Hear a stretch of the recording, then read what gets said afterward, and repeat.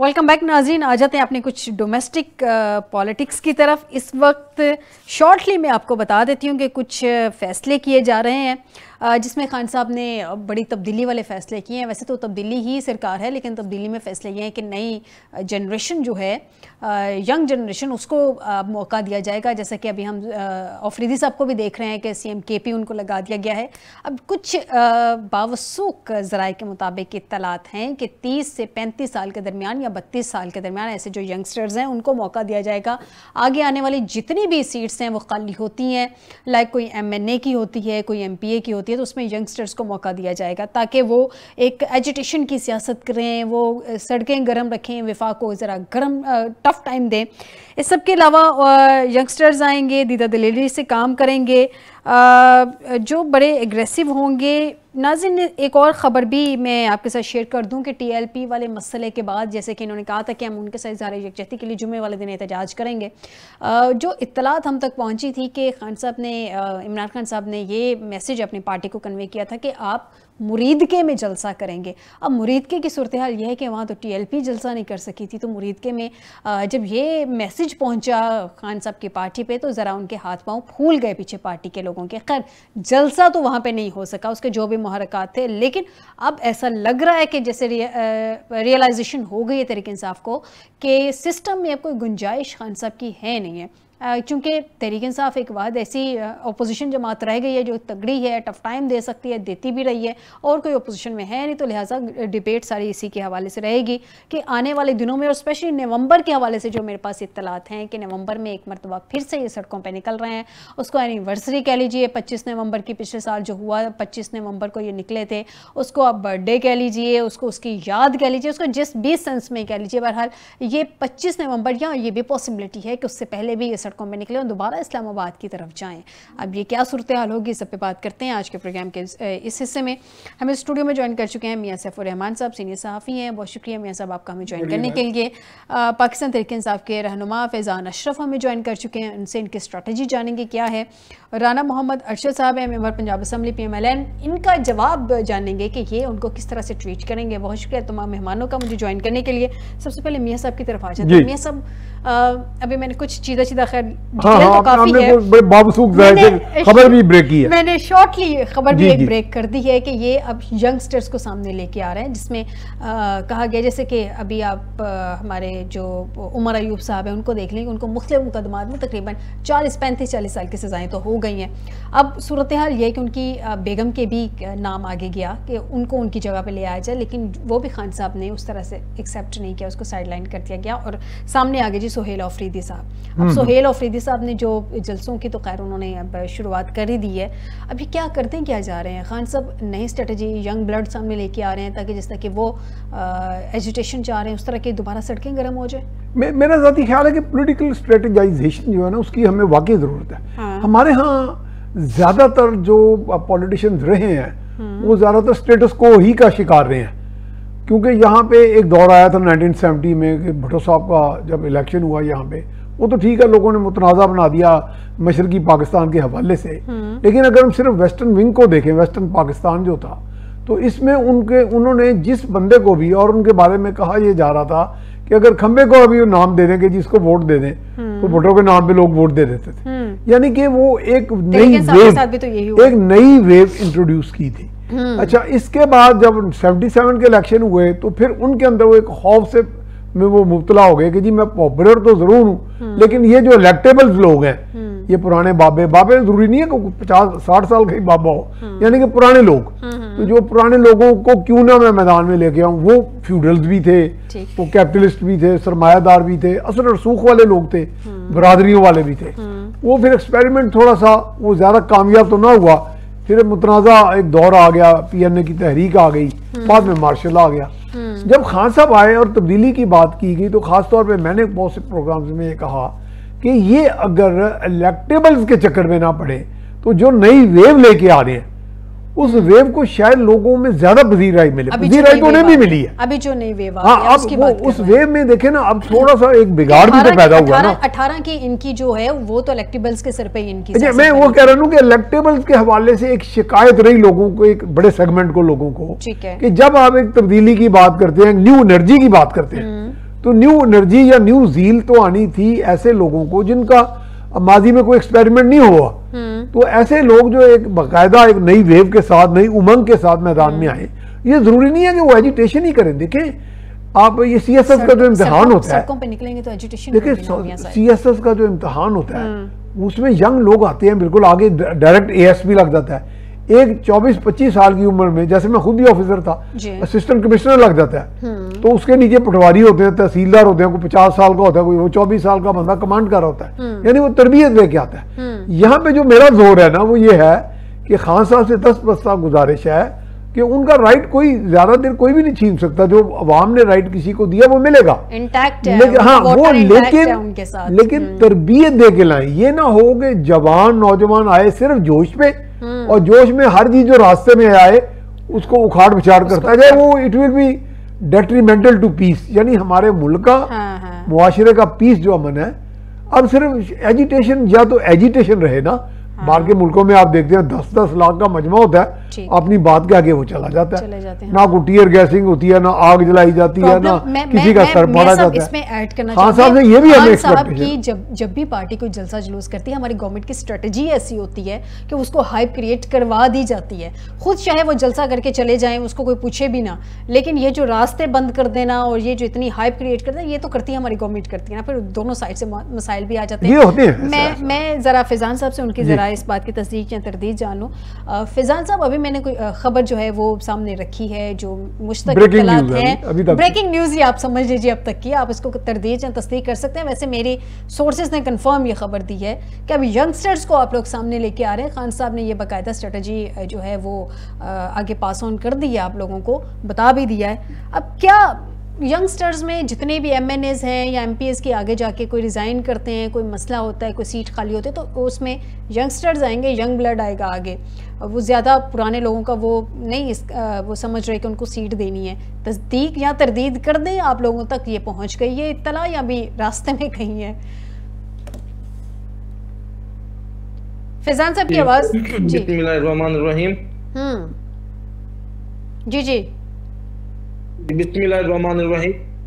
इय्याका नअबुदु व इय्याका नस्तईन। शुरू जो मैं एक बात आपसे ये अर्ज करता हूँ कि जो यंगस्टर्स हैं उनको बिल्कुल मौका मिलना चाहिए, और जो हमारे लीडर हैं इमरान खान साहब, उन्होंने बारहा ये बात की है कि जो यंगस्टर्स हैं उनको हम मौका देंगे।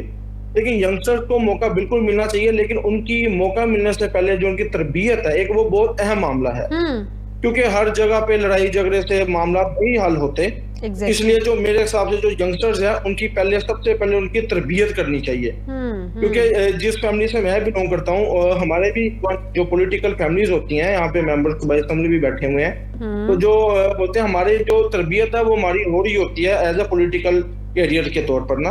तो इस वजह से जो आम लोग होते हैं, जो आप कह रहे कि जो कारोबारी लोग होते हैं या यंगस्टर जो नए नए अपनी एजुकेशन कंप्लीट करके आते हैं, तो उनकी सबसे पहली जो चीज होती है वो तरबियत है, ताकि उनको पता हो कि जो मुल्क का किस चीज में फायदा है और मुल्क का किस चीज में नुकसान है। जब तक हम यंगस्टर्स को ये नहीं समझाएंगे, क्योंकि आपकी बात दुरुस्त है, आपकी बात दुरुस्त है फैजान साहब, आपकी बात दुरुस्त है। यंगस्टर्स को तरबियत की बहुत ज्यादा जरूरत है। मैं तो सिर्फ ये जानना चाह रही थी, ऐसी स्ट्रेटजी अभी आप लोगों तक पहुंच गई है, उनकी अनाउंसमेंट कर दी है, या अभी पहुंची नहीं है? तस्दीक या तरदीद चाह रही थी कि कंफर्म है ये खबर कि अब यंगस्टर्स को ही सामने लाया जाएगा ताकि जरा माहौल गरमाया जाए ना, टफ टाइम दिया जाए। अभी तक तो कोई ऐसी खबर नहीं हमें पार्टी की तरफ से आई, लेकिन अगर आएगी तो इंशाल्लाह ताला इस पे पूरा अमल किया जाएगा, क्योंकि जो हमारे हुक्म हो गए इमरान खान साहब का, उस पे तो अमल होगा, हर सूरत होगा इंशाल्लाह, उसकी तो दूसरी राय कोई नहीं है। और यंगस्टर्स को मौका जरूर मिलना चाहिए मेरे ख्याल में। तो अब रिटायर हो जाना चाहिए काफी लोगों को। अब यानी कि आपके ख्याल में अभी आप लोगों तक ऐसी इत्तला नहीं आई? वैसे मेरे तक इत्तला आ गई। अब पार्टी से अगर कंफर्म कर लें तो शायद आपको भी कंफर्म हो जाए। मैं आती हूँ राना साहब की तरफ। राना साहब, मुझे ये बताइएगा, ये तो लेके आ रहे हैं, अपनी स्ट्रेटजी तब्दील कर रहे हैं, जैसे तब्दीली सरकार थी, चलें अब स्ट्रेटजी भी तब्दील थोड़ी सी करने लगे हैं, यंगस्टर सामने आ रहे हैं आप लोगों को टफ टाइम देने के लिए, माहौल ज़रा गर्म रखेंगे, यंग ब्लड है, एजुटेशन की सियासत करेगा, आप लोगों के साथ जिस तरह से एक एडजस्टमेंट वाली पॉलिटिक्स है वो नहीं होगी। अब आप लोगों ने कोई स्ट्रेटेजी बनाई है इस सबको, अपोजिशन को टफ टाइम तो खैर ऑलरेडी दिया ही जा रहा है, मजीद टफ टाइम देने के लिए, या इनके साथ मिलके चलना है, क्या करना है एग्जैक्टली? मुल्क को आगे से किसी ना किसी कंसेंसस के साथ ही लेके चलना है ना, तो आप लोगों की स्ट्रेटेजी क्या है? जी बिस्मिल्लाहिर्रहमानिर्रहीम, अल्हम्दुलिल्लाहि रब्बिल आलमीन। अल्लाह तबारक व तआला जो वहदहु ला शरीक हैं, जो रहीम भी हैं, जो करीम भी हैं, उनके फजल से, उनके करम से मैं ये अर्ज करना चाहता हूँ कि हर पार्टी जो है, पॉलिटिकल पार्टी हो या मजहबी पार्टी हो, सबका मशहूर बहुत अच्छा होता है। सब पार्टी के वर्कर्स की लॉयल्टी होती है अपनी लीडरशिप के साथ, ये हकीकत है, ना इसको कोई डिनाई कर सकता है ना हो सकती है। बाकी बिल्कुल पीटीआई का राइट है वो यंगस्टर को लाएं, वो बैलेंस रखें, ये बिल्कुल विद इन पैरामीटर्स होते हैं। जैसे अगर आप थोड़ा सा फैक्ट्स एंड फिगर पे आएंगे तो आप देखें कि पंजाब के अंदर हमारा फैसल अयूब खोखर जो मिनिस्टर स्पोर्ट्स है वो बिल्कुल यंग है और यंगस्टर की वो टीम का हिस्सा है।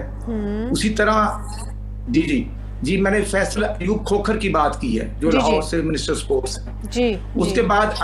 उसके बाद अगर आप देखेंगे राणा सिकंदर जो मिनिस्टर हायर एजुकेशन है वो भी अल्हम्दुलिल्लाह 38-40 के राउंड अबाउट है, बिल्कुल यंग है। उसी तरह हमारे मिनिस्टर CNW हैं, फिर इमरान नज़ीर मिनिस्टर हेल्थ हैं। ये बैलेंस चलता है और मुझे कोई इतराज़ नहीं होना चाहिए। ये हेल्दी डिस्कशन और कंपटीशन विद इन पार्टी होता है।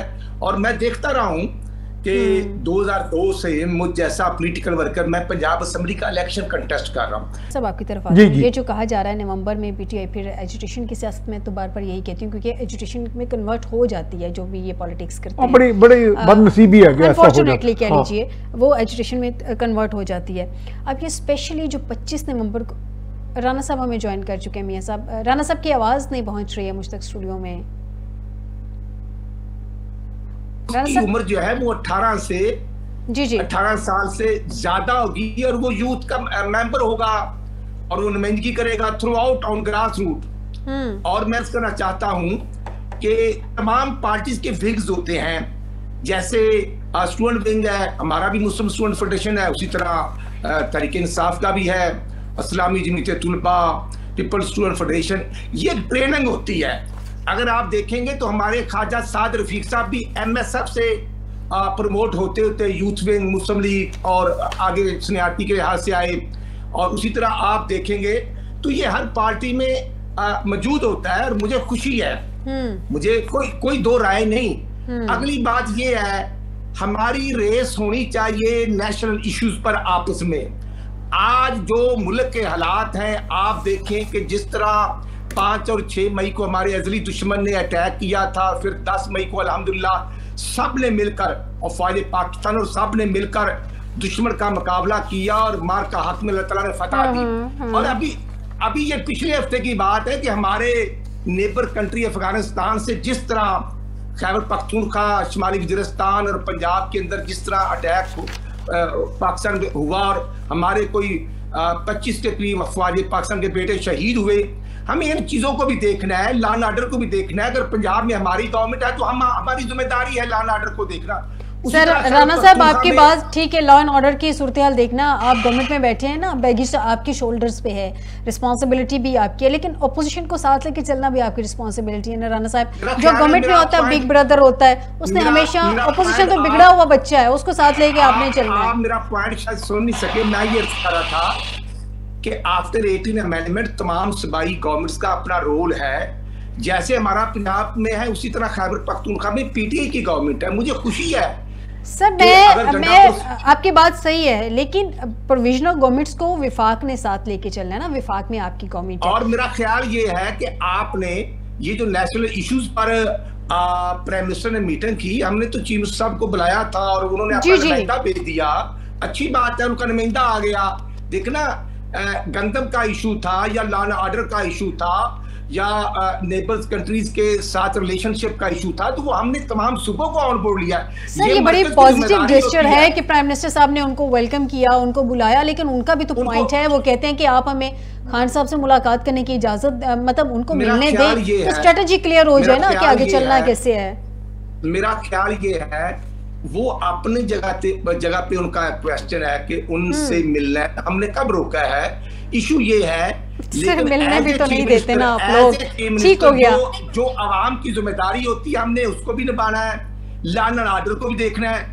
राणा साहब वैसे जहाँ पे खान साहब है पंजाब गवर्नमेंट के अंडर आता है, अगर आपने नहीं रोका तो इजाजत दिलवा दे। प्राइम मिनिस्टर साहब ने भी कहा था मैं पूछ के बताता हूँ, आप भी इजाजत की जरा हामी भर लें, मिलवा दें जरा उनको अफरीदी साहब से, मामला सेटल हो जाएंगे।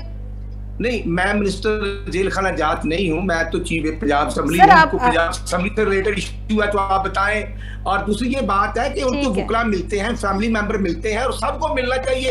ये मैं तो इस चीज के हक में नहीं हूँ। ठीक हो गया, ठीक, बिल्कुल दुरुस्त कह रहे हैं, बिल्कुल दुरुस्त कह रहे हैं। मुलाकात पे पाबंदी हो, लेकिन जो केसेस की नौयत है वो 9 मई वाले केसेस हैं या जीएच के ऊपर हमले वाले केसेस हैं, तो वो केसेस की नौयत जो है डिफरेंट है, वो आपको पता है। ठीक है, सारी चीजों का ठीक हो गया। राणा साहब मैं आपकी जानिब आती हूँ। मियाँ साहब एक राउंड गुफ्तगू का अभी पिछले दिनों में इत्तलात पहुंची थी कि चला था, जिसमें खान साहब को मैसेजेस भी गए थे, या कुछ अर्सा पहले कह लीजिए, खान साहब को मैसेजेस भी गए थे कि जनाब गवर्नमेंट की तरफ से अप्रोच किया जा रहा है, अब हमें अलाउ करें, मामला को आगे लेके चलते हैं, मसले को सॉर्ट आउट करने की कोशिश करते हैं। खान साहब ने आगे से एक शर्त रखी थी कि नहीं, उनसे तो बात नहीं करनी है, अगर बात बड़ी भी करनी है तो मोहसिन नकवी साहब से कर लीजिए। वो उनका एक कनेक्शन बनता है ना मोहसिन नकवी साहब का, कि वो किधर से आए हुए, गवर्नमेंट का तो बनता है नहीं है तो।